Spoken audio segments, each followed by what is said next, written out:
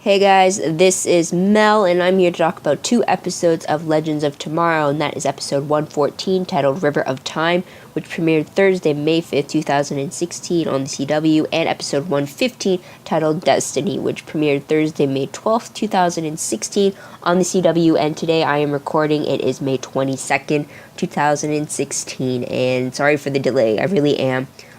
Work caught up with me, and then I got sick. So if you can't tell, my voice has really bit the bullet again. For some reason, it's always my voice that gets it whenever I'm sick. So, yeah, so moving on, let's start with 20 minutes this time, and let's see if I can do it, and let's begin. So, something new that we learned in these 2 episodes. In episode 114, basically deals with the fact that Vandal Savage is being held captive on the Wave Rider, and he's being taken to the vanishing point where the Time Masters Council is. It's where they reside. And Rip Hunter plans to expose Vandal Savage to the Council as an unauthorized time traveler, which he found proof in the Leviathan robot in 2166, as it's too advanced for that time. But when Rip takes Vandal Savage to the when Rip takes Vandal Savage to the Time Council, this is where he actually finds out that the Time Council has been actually helping Vandal Savage this whole time and letting him do what he will with the timeline, which is surprising. So instead, Vandal Savage is set free while Rip Hunter and his team are captured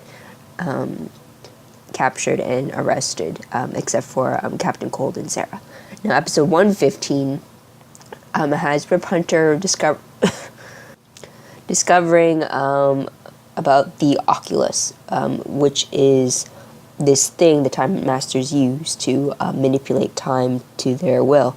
And so basically, the Time Council has been controlling everyone's destiny, and so everything that anyone has ever done, when they think they've broken the rules, it's actually been manipulated through the Oculus. So everything that the team has gone through for the past 15 episodes is all what the Time Council wanted them to do.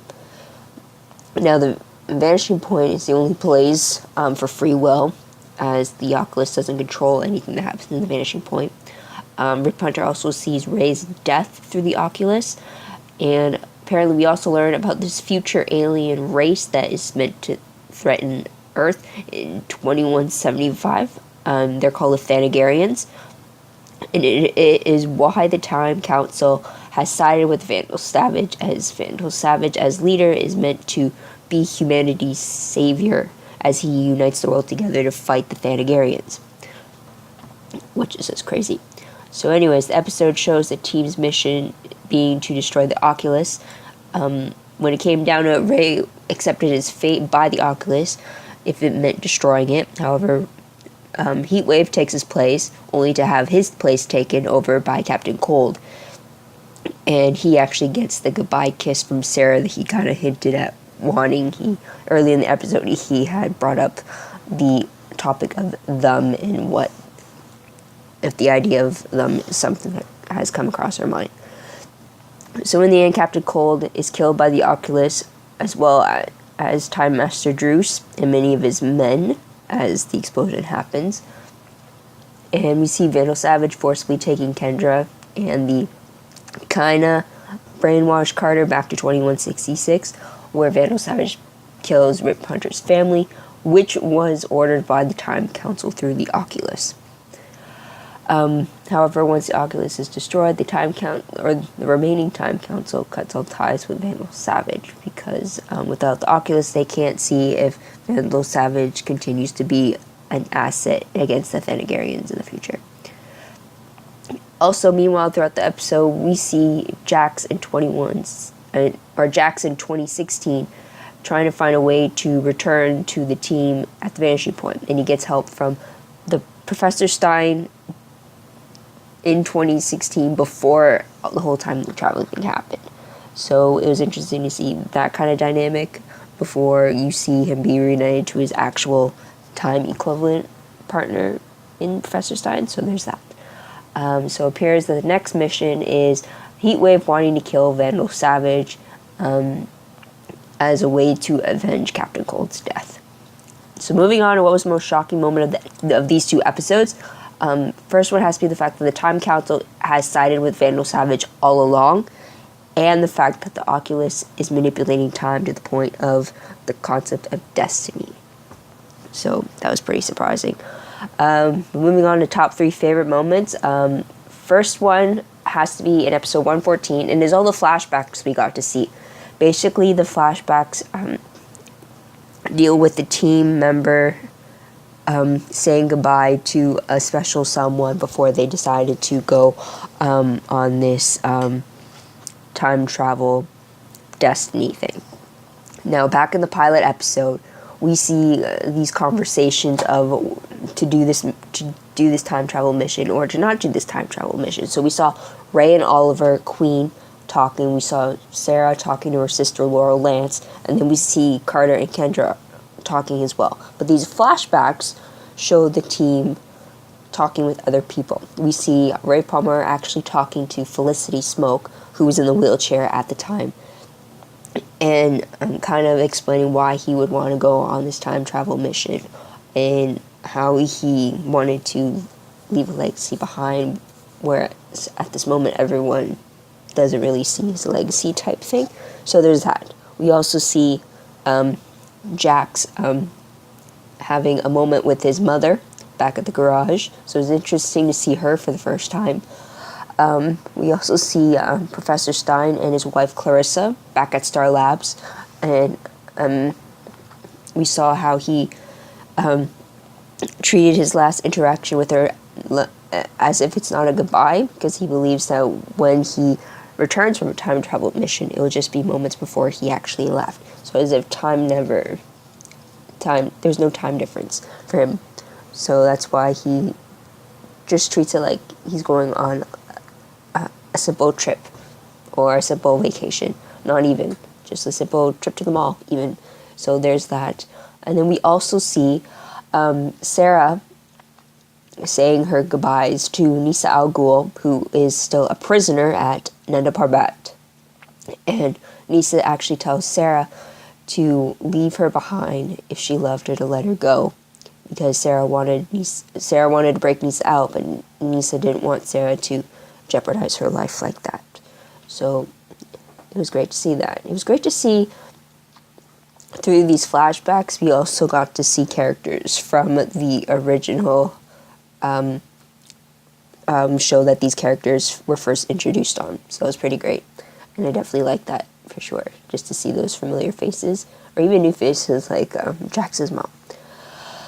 Next favorite moment for me has to be episode 115, and that is Captain Cold and Sarah. Him bringing up the idea of the two of them together, I wasn't expecting that, and I didn't think Sarah even entertained the thought, but then to have her kiss him in their last moments together, it was a moment I've been waiting for, but then it's a bittersweet moment because of the fact that she's doing it because it is moments before his death. So there's that. I really hope he's not actually dead, because I just hated that would be the end of my OTP between the two of them. That'd be sad. But I definitely like that we actually got a kiss before this explosion happened.